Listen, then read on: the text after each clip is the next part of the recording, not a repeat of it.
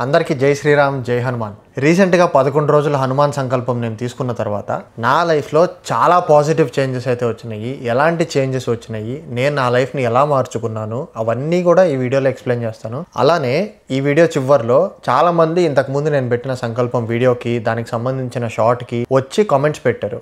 వాళ్ళకున్న క్వశ్చన్స్ అన్నీ కూడా, అవన్నీ కూడా అడ్రస్ చేయడానికి ట్రై చేస్తా.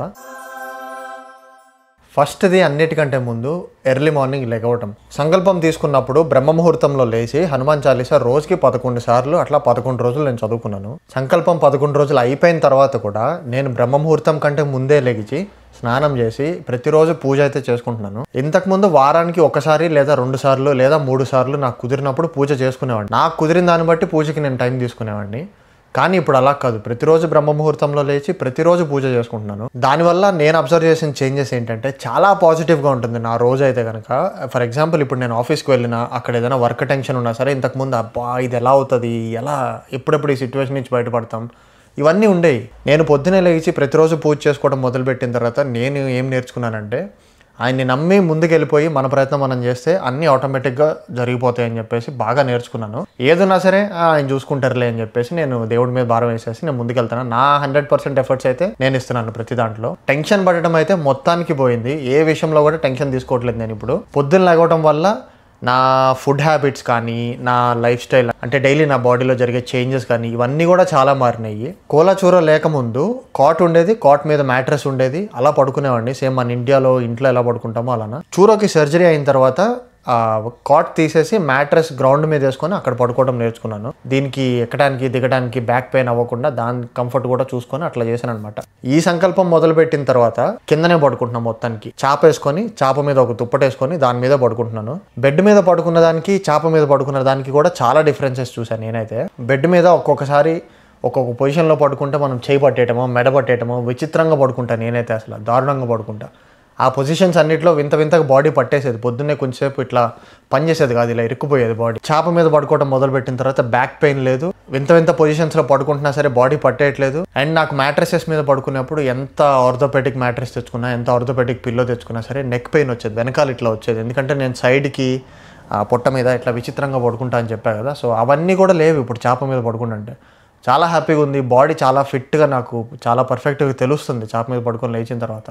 అండ్ మనకి ట్రెడిషనల్గా మన హిందూయిజం ప్రకారం మనకి గ్రౌండ్ మీద ఎందుకు పడుకోమంటారు అంటే, మన బాడీలో ఉన్న ఇంప్యూరిటీస్ ఏవైతే ఉన్నాయో అవి పోయి ప్యూర్ ఎనర్జీ అనేది, ప్యూర్ పాజిటివ్ ఎనర్జీ అనేది ఎర్త్ నుంచి మనం అబ్జర్వ్ చేసుకుంటామని చెప్పి. ఇప్పుడు అట్లా అని చెప్పేసి డైరెక్ట్గా నేను వెళ్ళి నేల మీద పడుకోవడం అంత సాహసం నేను చేయలేను, ఇంకా అలవాటు అవ్వలేదు. సో నాకు కుదిరినంతగా నేను గ్రౌండ్కి దగ్గరగా ఉండడానికి ట్రై చేస్తున్నా. అంటే ఫ్లోర్ మీద చాప వేసుకొని, చాప మీద దుప్పటేసుకొని పడుకుంటున్నాను. సో ఆ పాజిటివ్ ఎనర్జీ అనేది బాడీలోకి తీసుకోవడం జరుగుతుంది. అప్పుడు మనకి ఏదైనా సరే కొంచెం మంచిగా అనిపిస్తుంది. అండ్ ఇంకొకటి ఏంటంటే, దేవుడికి దగ్గర అవుతూ ఉండే కొద్దీ మెటీరియలిస్టిక్ హ్యాపీనెస్ కొంచెం దూరం అవుతుంది. అంటే ఆ మాయలో నుంచి బయటకు వస్తామంటారు కదా. అంటే అది మీరు కొంచెం డీప్గా ఆలోచించి ఆయన్నే తలుచుకుంటూ 24/7 అదే మూడ్లో ఉంటే మీకు సూపర్ రిచ్ అయిపోవాలని, లేకపోతే ఈ మెటీరియల్ డిజైర్స్ అన్నిటి మీద వాడు 10 అంతస్తులు ఇల్లు కట్టాడు, నేను 20 అంతస్తులు కట్టాలి, అలాంటివి ఏమి ఉండవు. నా వరకు తినడానికి ఉన్నాయా, మా ఫ్యామిలీని చూసుకోవడానికి ఉందా, అంతవరకు ఉంటే చాలు అనే మైండ్ సెట్కి అలవాటు అయిపోతారు. చిన్నగా ఆ మెటీరియలిస్టిక్ డిజైర్స్ అనేవి దూరం అవుతున్నాయి. ఫస్ట్ స్టెప్ నా స్టార్ట్ అయింది మ్యాట్రెస్ నుంచి. ఫర్ ఎగ్జాంపుల్ తీసుకుంటే, బెడ్ కంఫర్టబుల్గా లేనిదే నేను పడుకోను అనుకొని, నా దగ్గర డబ్బులున్నా లేకపోయినా అన్నీ కంఫర్టబుల్ మ్యాట్రెస్, బేస్ అన్నీ సూపర్ తీసుకొచ్చుకున్నా. ఇప్పుడు అది ఏది వాడట్లా. గ్రౌండ్ మీద చాప వేసుకొని చాప మీద పడుకుంటున్నా. చిన్నగా బెడ్ లేకపోతే ఏమైంది, బాడీ హెల్తీగా ఉంటుంది, ఇలా కంఫర్టబుల్గా ఉన్నాను, మనకి మంచిదని చెప్పేసి చిన్నగా ఆ మాయ నుంచి బయటకు రావడం మొదలుపెట్టి కొంచెం అలా కనెక్ట్ అవుతున్నా. ఇప్పుడే స్టార్ట్ అయింది. అండ్ అందరూ ఇలానే గ్రౌండ్ మీద పడుకోవాలా 11 days సంకల్పం చదివేటప్పుడు అంటే కనుక ప్రిఫరెన్స్ అయితే పడుకోండి. దానివల్ల వచ్చే ఎనర్జీ ఇంపాక్ట్స్ కానీ మీ బాడీలో, దానివల్ల కలిగే పాజిటివ్ ఎనర్జీ ఫ్లో కానీ చాలా డిఫరెంట్ ఉంటుంది, చాలా బాగుంటుంది. అండ్ మీకు ఒక మెంటల్ సాటిస్ఫాక్షన్ వస్తుంది, పద్ధతి ఫుల్గా ఫాలో అయ్యాను దేవుడి దగ్గరికి వెళ్ళేటప్పుడు అని చెప్పి. అట్లీస్ట్ దానికోసమైనా ఆ 11 రోజుల వరకు కుదిరితే ట్రై చేయండి. ఇంకా డౌట్ ఉంటే కనుక ఈ విషయంలో ఆ పురోహితులు కానీ, మీ ఇంట్లో పెద్దవాళ్ళని కానీ కనుక్కోండి. ఇప్పుడు నెక్స్ట్ నా లైఫ్లో ఎలాంటి చేంజ్ అయిందంటే, ఇంతకుముందు irregular food habits, irregular sleeping hours ఉండేవి.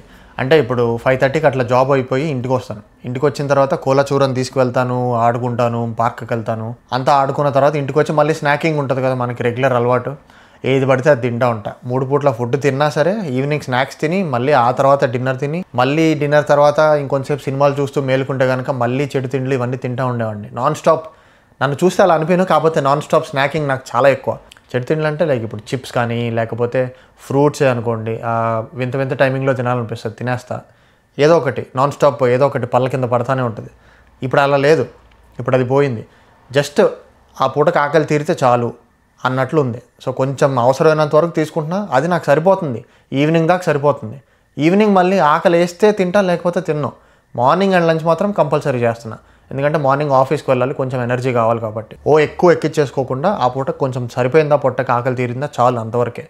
ఇంతకుముందు నేనేం చేసామండి, లంచ్ ఎగ్జాంపుల్ తీసుకుంటే ఫ్రై, కర్రీ, లిక్విడ్స్ అంటే రసం, సాంబార్ లేదా పెరుగులోకి నంచుకోవడానికి, ఫ్రూట్స్ ఏమన్నా మ్యాంగో ఉంటే మ్యాంగో, ఇట్లాంటి కంపల్సరీ అన్నీ అరేంజ్ చేసుకొని ఫుల్ కోర్స్ మీల్ ఎక్కించుకునేవాడిని బలవంతంగా. నోటికి క్రేవింగ్ ఎక్కువ ఉండేది, తింటా ఉండేవాడిని. ఇప్పుడు అది లేదు, జస్ట్ కొంచెం తిన్నానా సరే. ఫర్ ఎగ్జాంపుల్ పప్పు తీసుకోండి, పప్పు కొంచెం తిన్నానా అంతే చాలు, ఫుల్ అయిపోయింది, ఇంక వదిలేస్తున్నా, ఇంకా ఎక్స్ట్రా ఎక్కించుకోవట్లేదు. అలా నా ఫుడ్ హ్యాబిట్స్ చేంజ్ అయినాయి. ఆ ఫుడ్ హ్యాబిట్స్ చేంజ్ అవడం వల్ల నాకు అడ్వాంటేజ్ ఏంటంటే, ఇక్కడ నేను బయట కాస్ట్ అన్నీ మాకు ఇక్కడ ఎక్కువ. ఏదన్నా కొనాలన్నా సరే, స్నాక్స్ కానీ లేదా పఫ్ఫులు కానీ ఏదైనా సరే మేము బయట కొనుక్కోవాలంటే కాస్ట్ ఎక్కువ. ఇంకొక బెనిఫిట్, నాకు డబ్బులు కూడా కొంచెం మిగులుతాయి. అట్లాంటి డబ్బులు కకృతి పడట్లేదు, తినాల్సి వచ్చినప్పుడు నేను తినేస్తా, అసలు ఆగను.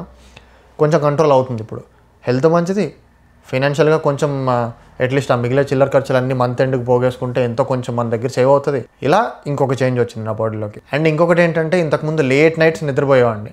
వర్క్ అయిపోయి వీళ్ళ పని చూసుకొని నైట్ నేను డిన్నర్ తిన్న తర్వాత ఇంట్లో కూర్చొని ఖాళీ అప్పుడే కదా నాకు దొరికిందని చెప్పి ఏ సినిమా పడితే ఆ సినిమా లేదా ఏ టీవీ సిరీస్ పడితే ఆ టీవీ సిరీస్ చూస్తా అర్ధరాత్రి 12-1 అట్లా అయ్యేది. ఆ తర్వాత మళ్ళీ మార్నింగ్ 7 కల్లా లేచి లేదా 6 కల్లా వీళ్ళు లేపుతారు, వీళ్ళ పనులు కానియటానికి లేచి వీళ్ళతో పాటు మళ్ళీ ఇంకా రెడీ అయిపోయి ఆఫీస్కి వెళ్ళిపోయామండి. ఇర్రెగ్యులర్ ప్యాటర్న్ ఉండేది బాడీకి, అలా పిచ్చిగా ఉండేది. ఇప్పుడు అలా కాదు, ఇప్పుడు పర్ఫెక్ట్గా early to bed early to rice అని చెప్పి చిన్నప్పుడు నేర్పిస్తారు కదా. పూజ కోసమైనా సరే ఫస్ట్లో బలవంతంగా పడుకున్నా ఫస్ట్ 2-3 డేస్. తర్వాత నా బాడీకి అది అలవాటు అయిపోయి ఎంత ప్రశాంతంగా ఉంటుందో. ఇలా చేయడం వల్ల ఇంకో అడ్వాంటేజ్ ఏంటంటే, ఎర్లీగా లెగుస్తున్నా హాఫ్ అన్ అవర్ లేదా 1 గంటలో పూజ అయిపోతుంది. అది అయిపోయిన తర్వాత మీ దగ్గర మీకు టైం ఎక్కువ ఉంటుంది. 8కి లేచేవాడు 5కే లేచాడు అనుకోండి, ఆ మధ్యలో 3 అవర్స్ కూడా వాడి దగ్గర ఎక్స్ట్రా ఉంటాయి కదా, ఏదైనా పని చేసుకోవచ్చు.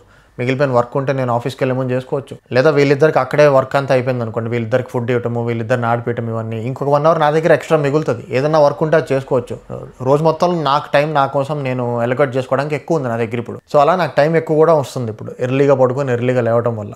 లేట్గా పడుకుంటే ఇంకో 2 అవర్స్ వస్తాయి కదా, అదే 2 అవర్స్ అని మీరు అనుకోవచ్చు. కాకపోతే హెల్త్ బెనిఫిట్స్ అనేవి ఏజ్ పెరిగే కొద్దీ హెల్త్ కూడా చూసుకోవాలి. ఎర్లీగా పడుకొని ఎర్లీగా లేస్తే మనం పూజ చేసుకోవాలని గోల్ పెట్టుకున్నాం కాబట్టి అది చూసుకోవాలి. అండ్ వర్క్ షెడ్యూల్ మెయింటైన్ చేయాలి కదా ఓ పక్క, అది కూడా చూసుకోవాలి. అండ్ రీసెంట్గా చాలామంది బ్రో నువ్వు తిను, సరిగ్గా నిద్రపో, నీ ఫేస్ నువ్వు ముందు కొంచెం చూసుకో, సరిగ్గా కళ్ళ కింద డార్క్ సర్కిల్స్ వచ్చినాయని చెప్తున్నారు. ఆ సంకల్పం చేసిన తర్వాత ప్రతిరోజు కూడా నేను బ్రహ్మముహూర్తంలో లేచి పూజ చేసుకుంటున్నా కాబట్టి ఆ టైమింగ్, ఆ సైకిల్ చేంజ్ అయితే ఏదైతే ఉందో నాకు నచ్చింది, నేను లెగుస్తున్నాను. కాకపోతే నా బాడీకి అలవాటు ఇంకా అవ్వలేదు. సో కొంచెం ఆ ప్యాటర్న్స్ చేంజ్ అయ్యేసరికి నాకు డార్క్ సర్కిల్స్ అలా వస్తున్నాయి. చిన్నగా ఒక 2-3 మంత్స్ చేయంగా నాకు అలవాటు అయ్యి మొత్తం సెట్ అయిపోతుంది. అంతేగాని నేను ఫుడ్ తినకుండా ఆకలితో పిచ్చిగా పడుకోకుండా అట్లా ఏం లేను, కరెక్ట్గా అన్నీ చేస్తున్నాను. సైకిల్ చేంజ్ అయ్యేసరికి అలా ఉంది నా ఫేస్ అయితే. అండ్ ఇంకొక చేంజ్ ఏంటంటే, ఖాళీగా ఎప్పుడన్నా కూర్చుంటే ఇన్స్టాగ్రామ్లో రీల్స్ చూస్తూ ఉంటాను, లేదా యూట్యూబ్ షార్ట్స్ పెడతా ఉంటాను, లేదా మీకు చూపిద్దామని ఏం చేయాలి అని చెప్పేసి 100 వీడియోలు చూస్తూ ఉంటాను. పిచ్చిగా టైంపాస్ చేస్తూ ఉండేవాడిని. ఇప్పుడు ఖాళీ దొరికితే ఆంజనేయ స్వామి గురించి లేదా మన హిందూయిజం గురించి లేదా మన సంప్రదాయాల గురించి బుక్స్ చదవటం కానీ, ఆన్లైన్లో పీడిఎఫ్స్ చాలానే వస్తాయి, అవి చదవటం కానీ, లేదా ఎవరో ఒకళ్ళు ప్రవచనాలు వినటం కానీ, మన ట్రెడిషన్స్ గురించి ఎవరైతే వీడియోస్ చేస్తారో వాళ్ళ వీడియోస్ చూడటం కానీ, ఎక్స్ట్రా నాలెడ్జ్ పెంచుకోవటము స్పిరిచువల్గా, ఇట్లాంటివన్నీ చేస్తున్నాను. ఇప్పుడు ఫర్ ఎగ్జాంపుల్ ట్రైన్లో ఖాళీగా వచ్చేటప్పుడు పాటలు వింటాం జనరల్గా టైంపాస్ చేయడానికి. ఇప్పుడు నేనేం చేస్తున్నాను, మన దేవుడి పాటలు, దేవుడి మంత్రాలు ఇలాంటివి ఉంటే అవి నేర్చుకోవడానికి ట్రై చేస్తున్నాను. ఎందుకంటే దట్ వే ఆ మంత్రాలకు ఉన్న పవర్తో మీరు దేవుడికి ఇంకా క్లోజ్ అవ్వచ్చు. అండ్ ఆయన గురించి తలుచుకుంటున్నప్పుడు ఇంకొంచెం తెలియని హ్యాపీనెస్ అయితే వస్తుంది లోపల. ఎందుకో హ్యాపీగా ఉంటుంది ఆ మంత్రాలు లేదా ఆయన గురించి విన్ని తెలుసుకొని, నాకు ఇష్టమైన స్వామి గురించి ఇంకో విషయం తెలుసుకున్నాను నేను, సో నెక్స్ట్ టైం పూజ చేసేప్పుడు ఇలా కూడా చేయొచ్చు, ఏదో ఒక రకంగా కొంచెం హ్యాపీనెస్ అయితే వస్తుంది.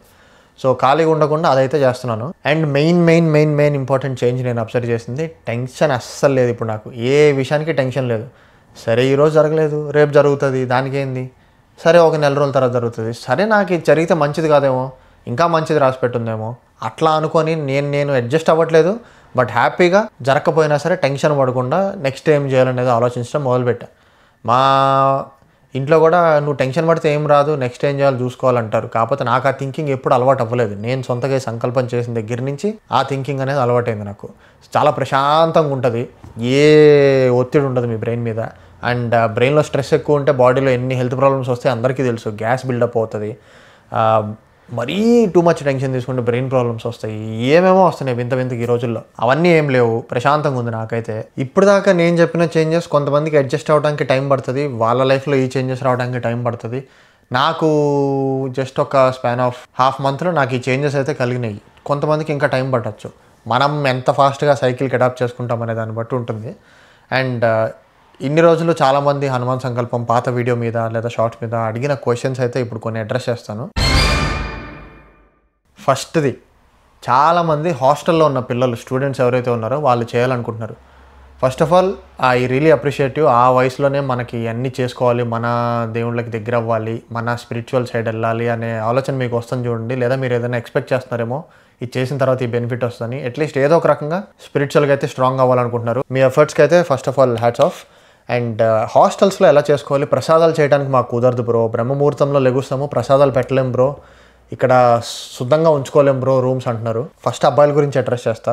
ఇది ఎవరైనా జనరల్గా ఫాలో అవ్వచ్చు. ప్రసాదాలు మీరు చేయలేరు, కుకింగ్ ఎక్విప్మెంట్ హాస్టల్లో ఉండదు, కరెక్టే. బయట స్వీట్ షాప్కి వెళ్ళి స్వీట్ బాక్స్ తీసుకురండి. ఒకేసారి 1 kg స్వీట్స్ తీసుకురాకుండా ఒక పావు కిలో స్వీట్స్ తెచ్చుకుంటూ ఒక్కొక్క స్వీట్ స్వామికి రోజు ప్రసాదం పెట్టండి. అయిపోయిన తర్వాత ఆ ప్రసాదం మీరే తినండి. ఒక ప్రాబ్లం సాల్వ్ అయిపోయింది. మీరు ప్రసాదాలు చేసే ఆలోచన ఇవన్నీ పెట్టుకోవద్దు. అప్పాలే కావాలి అనుకుంటే ఏదో ఒకటి చేసి స్వీట్ షాప్ వాడికి డబ్బులు ఇచ్చి కొంచెం అప్పాలు చేసి పెట్టండి. లేదా చుట్టుపక్కల ఎవరన్నా మీకు హెల్ప్ చేసే వాళ్ళు ఉంటే ట్రై చేయండి. అప్పాలు లేవు అనుకుంటే కనుక స్ట్రెస్ తీసుకోవద్దు. స్వీట్ షాప్కి వెళ్ళి ఏది స్వీట్ ఇష్టం ఉంటే మీకు అది తీసుకొచ్చి స్వామికి పెట్టండి. స్వీట్ షాప్ దగ్గరికి కూడా వెళ్ళలేను, దగ్గరలో ఏం లేవు, మాకు అవుటింగ్కి పర్మిషన్ ఇవ్వరు అనుకుంటే మీ స్టాఫ్ని కానీ ఎవరో ఒకరిని ఫ్రూట్స్ తీసుకురమ్మండి. ఫ్రూట్స్ అయితే అందరికీ యాక్సెసిబుల్లో ఉంటాయి కదా, ఫ్రూట్స్ పెట్టచ్చు మీరు దేవుడికి. మీరు ఖచ్చితంగా ఏదో ఒకటి వండి పెట్టాలనే ప్రెషర్ అయితే తీసుకోవద్దు. ఫ్రూట్స్ పెట్టండి చాలు. మెయిన్ మనకి ఇక్కడ ఇంపార్టెంట్ ఏంటంటే ఇది పెడితేనే దేవుడు మీకు కరుణిస్తాడు, ఇట్లా కాదు. ఎంత భక్తితో మనం ఆయనకి దగ్గర అవ్వడానికి ట్రై చేస్తున్నాము, ఎంత ప్యూర్ ఇంటెన్షన్స్ మనకి మనసులో ఉన్నాయి, అది ఇంపార్టెంట్. ఎప్పుడైనా సరే దేవుడిని దండం పెట్టుకునేటప్పుడు నేను నేర్చుకుంది ఇంకొక పాయింట్ ఇది. ఇంతకుముందు గుళ్ళకి వెళ్ళేటప్పుడు లేకపోతే ఎక్కడికన్నా దండం పెట్టుకోవడానికి వెళ్ళేటప్పుడు జనరల్గా మనందరం చేసేదే, ఆ దేవుడు నాకు డబ్బులు కావాలి, మా వాళ్ళంతా బాగుండాలి, అట్లా ఏదో ఒకటి కోరికలు ఎక్స్పెక్ట్ చేసి వెళ్తాము. ఇప్పుడు అలా వెళ్ళట్లేదు నేను. ఆయన మీద ఇష్టంతో, ఆయన చూస్తే హ్యాపీనెస్ వస్తుంది, ఆయన మీద ఇష్టంతో ఇంకా దగ్గర అవ్వాలి మీకు నేను అనే ఉద్దేశం నాకు మనసులో బిల్డప్ అయిపోయింది. అలా దండం పెట్టుకోండి, బాగుంటుంది. మీరు ఎంత భక్తితో దండం పెట్టుకుంటారో అంత బెటర్. సో ఇది పెట్టాలా అది పెట్టాలని స్ట్రెస్ తీసుకోవద్దు. ఇక్కడే మీ టైం అంతా వేస్ట్ అయిపోతుంది. ఇమీడియట్గా స్టార్ట్ చేయండి, ఏది దొరికితే అది పెట్టేసేయండి ప్రసాదం. అండ్ చాలా కామెంట్స్ వచ్చినాయి అండ్ పర్సనల్గా కూడా డిఎం చేశారు ఈ క్వశ్చన్ గురించి. బ్రహ్మచార్యం కంపల్సరీ ఫాలో అవ్వాలా? అసలు బ్రహ్మచార్యం అంటే ఏంటో ముందు తెలుసుకోండి, అప్పుడు మీకే ఆన్సర్స్ వస్తాయి. బ్రహ్మచార్య, ఇందులో 2 words ఉన్నాయి మనకి. బ్రహ్మ అంటే సుప్రీం క్రియేటర్, డివైన్నెస్, ప్యూర్నెస్. అండ్ చర్య అంటే మీరు ఫాలో అవ్వటం, చర్య తీసుకుంటున్నాము అని చెప్పేసి ఫాలో అవ్వటం. ఆ డివైన్నెస్కి మీరు క్లోజ్గా వెళ్తూ ఆ డివైనిటీ మీరు మెయింటైన్ చేస్తూ ఆయన వెనకాల ఆయన పాత్రలో వెళ్తున్నారు కాబట్టి ఎంత ప్యూర్గా, ఎంత సెల్ఫ్ కంట్రోల్డ్గా, ఎంత క్లోజ్గా మీరు ఆయనకి తెచ్చుకోగలుగుతారనేది ఆ కాన్సెప్ట్.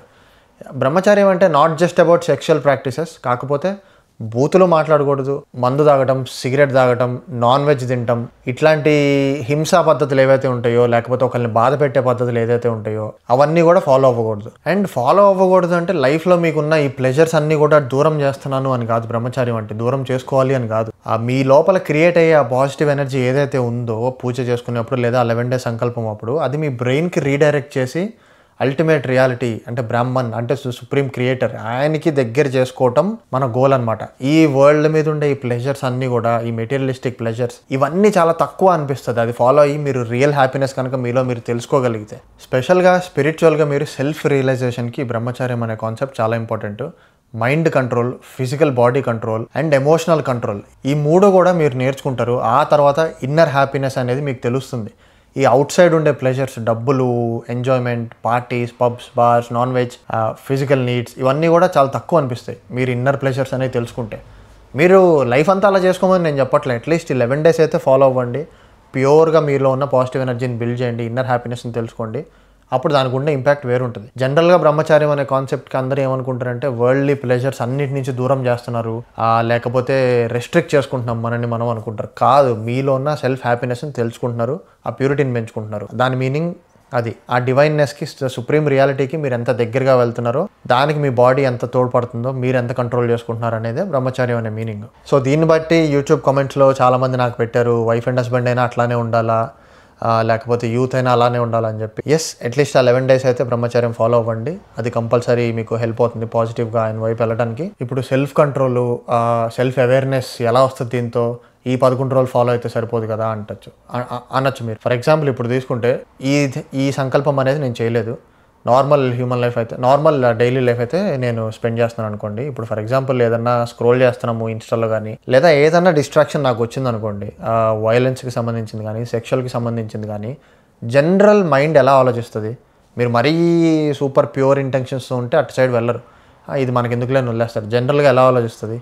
అట్రాక్ట్ అవుతారు. యూత్ ఏం చేస్తారు? పాన్ చూస్తారు, లేకపోతే వైలెన్స్కి సంబంధించిన వీడియోలు వస్తే ఓపెన్ చేసి రీల్స్లో బ్యాడ్ కామెంట్స్ పెట్టడం చేస్తారు, లేదా యాంటీ రిలీజియన్ హేట్ చాలా వస్తుంది సోషల్ మీడియాలో. ఆ రిలీజియస్ హేట్ వీడియోస్ వస్తే కనుక దాని కింద మీరు కూడా కామెంట్స్ పెడతారు, మీరేంట్రా మా వాళ్ళు అనేది. ఇలాంటి వాటికి కూడా వెళ్లకుండా సెల్ఫ్గా ఎంత కంట్రోల్ చేసుకుంటారు, ఎంత ప్యూర్గా మిమ్మల్ని మీరు ఉంచుకుంటారు, వదిలేస్తే అదే సెట్ అవుతుంది అనే కంట్రోలింగ్ ఎంత బాగా నేర్చుకుంటారు అనేదే దాని మెయిన్ ఇంపార్టెంట్ కాన్సెప్ట్. ఇట్లా చిన్న ఫేసెస్లో మీరు అది అలవాటు చేసుకుంటూ వస్తే, ఒక్కొక్క ఆస్పెక్ట్ ఆఫ్ బ్రహ్మచార్యాన్ని తీసుకొని లైఫ్లో ఏ టెన్షన్ వచ్చినా, లైఫ్లో ఎలాంటి సిచ్యువేషన్ మీరు ఫేస్ చేయాల్సి వచ్చినా, ఈ కాన్సెప్ట్స్ని మనం లెవరేజ్ చేసుకొని, అంటే ఈ కాన్సెప్ట్స్ని మనం యూజ్ చేసుకొని చాలా ప్రశాంతంగా అయితే ఉండొచ్చు. చాలా షార్ట్ స్పాన్లో నాకు అది అర్థమైంది. సో హోప్ఫుల్లీ మీకు కూడా అర్థమవుతుందని. అండ్ ఇంకొక క్వశ్చన్ నన్ను చాలామంది ఏం అడిగారంటే, డైలీ హెడ్ బాత్ చేయాలా? స్టార్టింగ్ రోజు అయితే కంపల్సరీ చేయాలి. ఇంకా ప్రతిరోజు అంటారా? నార్మల్గా పాత రోజుల్లో ఎలా జరిగేది, ఇంత మోడర్న్ షవర్స్ కానీ, ఇంత మోడర్న్ షవర్ హెడ్లు బాత్రూమ్లు లేనప్పుడు నదుల్లోకి వెళ్ళి ప్యూర్గా స్నానం చేసి మునిగి వచ్చేవాళ్ళు. సో బాడీ పైనుంచి కింద దాకా మొత్తం తడుస్తుంది. ఇప్పుడు మీకు అది కుదరదు, నేను డైలీ చేస్తే జలుబు చేస్తాను, నేను సెన్సిటివ్ అనుకుంటే స్టార్టింగ్ రోజన్నా చేయండి అట్లీస్ట్, లేదంటే స్టార్టింగ్ అండ్ ఎండింగ్ 2 చేయండి. మధ్యలో ప్రతిరోజు చేసి ఓపిక ఉంటే చేయండి, చాలా మంచిది. జస్ట్ ఫిజికల్ బాడీని మనం ప్యూర్ చేసుకుంటున్నాము అని చెప్పేసి, లోపల మెంటల్గాను మనం మైండ్ని ప్యూర్ చేసుకోవాలి, ఫిజికల్ బాడీని కూడా ప్యూర్ చేసుకోవాలి కదా దేవుడి దగ్గరికి వెళ్ళేటప్పుడు. దాని సిగ్నిఫికెన్స్ అది. అండ్ మీరు చేయలేను, హెల్త్ కన్సర్న్స్ ఉన్నాయనుకుంటే ఏం పర్లేదు, 3 సార్లు తల మీద ఇట్లా నీళ్ళు చల్లుకోండి, లేదా పసుపు నీళ్ళు చల్లుకోండి. అందుకే మన వాళ్ళు చెప్పేవాళ్ళు పసుపు నీళ్ళు చల్లుకోండి అని చెప్పి, అట్లా అయినా హెల్ప్ అవుతుంది. అండ్ ఇంకొక క్వశ్చన్, చాలామంది లేడీస్ చేయొచ్చు అంటున్నారు. తప్పకుండా చేయొచ్చు, ఎవరైనా చేయొచ్చు, దానికి రెస్ట్రిక్షన్స్ అయితే ఏం లేవు. అండ్ నాకు బాగా సర్ప్రైజింగ్గా చాలా హ్యాపీగా అనిపించిన విషయం ఏంటంటే, చాలామంది వేరే రిలీజియన్స్ ఫాలో అయ్యేవాళ్ళు, ముస్లిమ్స్, క్రిస్టియన్స్ కూడా కామెంట్స్ పెట్టారు. కావాలంటే వెళ్ళి షార్ట్స్లో ఇంకా వీడియోస్లో చెక్ చేసుకోండి. నేను ముస్లింని, కానీ హనుమాన్ చాలీసా చదువుకుందాం అనుకుంటున్నాను. ఈ 11 days దీక్ష అయితే ఫాలో అవ్వలేను, బట్ చదువుకుందాం అనుకుంటున్నా అంటున్నారు. More than happy and more than welcome to our religion. And మీరు చదువుకోండి, ఏం పర్లేదు. ఈ వీడియో డిస్క్రిప్షన్ కింద కూడా హనుమాన్ చాలీసా ఇంగ్లీష్ ఇంకా తెలుగు PDF లింక్స్ అయితే నేను పెట్టాను. ఎవరికైనా సరే పనికొస్తాయి, అవి డౌన్లోడ్ చేసుకొని పెట్టుకోండి. కంపల్సరీ 11 days పద్ధతి ఫాలో అవ్వలేకపోయినా డైలీ హనుమాన్ చాలీసా మీరు ఫ్రీ ఉన్నప్పుడు, మీకు రెస్ట్రిక్షన్స్ ఏం లేని ప్లేస్లో ఉన్నప్పుడు చదువుకోండి, లేదా మనసులో చదువుకోండి. దాని బెనిఫిట్స్ అనుకుంటాయి. అండ్ ఇంకొక క్వశ్చన్, ఆనియన్స్ గార్లిక్ అవాయిడ్ చేయాలా అని చెప్పేసి. సాత్విక్ ఫుడ్స్ తినండి, ఆనియన్స్ గార్లిక్ అవాయిడ్ చేస్తే మంచిది. అండ్ కుదిరితే పొటాటోస్ కూడా అవాయిడ్ చేయండి. ఎందుకంటే మన బ్రాహ్మిన్స్లో కొంతమంది ఆనియన్, గార్లిక్, రాడిష్ వరకు లిమిట్ చేసుకుంటారు. కొంతమంది పొటాటోస్ కూడా తినరు. ఇంకా జైనిజంలోకి, బుద్ధిజంలోకి వెళ్తే చాలామంది పొటాటోస్ కూడా తినరు. చాలామంది, అందరూ కాదు, ఎందుకంటే అవి కూడా అండర్ గ్రౌండ్ పెరుగుతాయి కాబట్టి. సో సాత్విక్ ఫుడ్ ఫాలో అయితే ఈ 11 daysకి చాలా మంచిది. అండ్ దేవుడికి పెట్టే ప్రసాదంలో కూడా అవి లేకుండా చూసుకుంటే ఇంకా మంచిది. అండ్ ఫైనల్ క్వశ్చన్ నేను అడ్రస్ చేయాలనుకుంటుంది ఈ వీడియోలో ఏంటంటే, లేడీస్ చేస్తున్నప్పుడు ఆ 11 రోజులు మధ్యలో డిస్టర్బెన్స్ వస్తే ఎలా అని చెప్పేసి అడిగారు. సింపుల్, మధ్యలో ఆగండి, డైలీ మనసులో చదువుకోండి, అంతేగాని పూజా మండపంలోకి వెళ్ళి డైలీ మీరు చేసే దీపం వెలిగేద్దు, ఏమొద్దు. జస్ట్ మనసులో చదువుకోండి. మళ్ళీ మీ అడ్డు అయిపోయిన తర్వాత అప్పుడు మళ్ళీ కూర్చొని మిగతా సంకల్పం ఏదైతే ఉందో అది రెజ్యూమ్ చేయండి. మీకు మరీ డౌట్లు ఉంటే కనుక మీ ఇంట్లో పెద్దవాళ్ళని అడగండి, లేదంటే పురోహితులను అడగండి, వాళ్ళు బాగా ఎక్స్ప్లెయిన్ చేస్తారు, ఇంకా మంచి సొల్యూషన్ చెప్తారు వాళ్ళు. సో నా లైఫ్లో వచ్చిన చేంజెస్ అయితే ఇవి. హనుమాన్ చాలీసా 11 రోజులు సంకల్పం జరిగిన తర్వాత నేను నా లైఫ్ని ఎట్లా మార్చుకున్నాను ఆటోమేటిక్గా, లేదా నా ఫిజికల్ బాడీలో, లేదా నా మెంటల్ స్టేట్ ఆఫ్ థింకింగ్లో కానీ ఎట్లాంటి చేంజెస్ వచ్చినాయో నేను చెప్పాను. అండ్ కొంతమందికి ఉన్న క్వశ్చన్స్ కూడా ఆన్సర్ చేశాను. హోప్ఫుల్లీ ఈ వీడియో మీకు నచ్చితే చాలామందికి షేర్ చేయండి. ఇట్లానే రిలీజియస్ ప్రాక్టీసెస్ చేసే వాళ్ళకి షేర్ చేయండి, ఉపయోగపడుతుంది. వాళ్ళకి తెలియదని కాదు, బట్ అట్లీస్ట్ ఏదో ఒక కొంచెమన్నా నేర్చుకుంటారు. నన్ను చూసి ఒక్కళ్ళన్నా మోటివేట్ అయ్యి మన సంప్రదాయాల గురించి, మన పద్ధతులు, మన ధర్మం గురించి వీడియోలు చేస్తారని హోప్ చేస్తూ, please like, share and subscribe. మళ్ళీ నా నెక్స్ట్ వీడియోలో కలుస్తాం. జై శ్రీరామ్, జై హనుమాన్.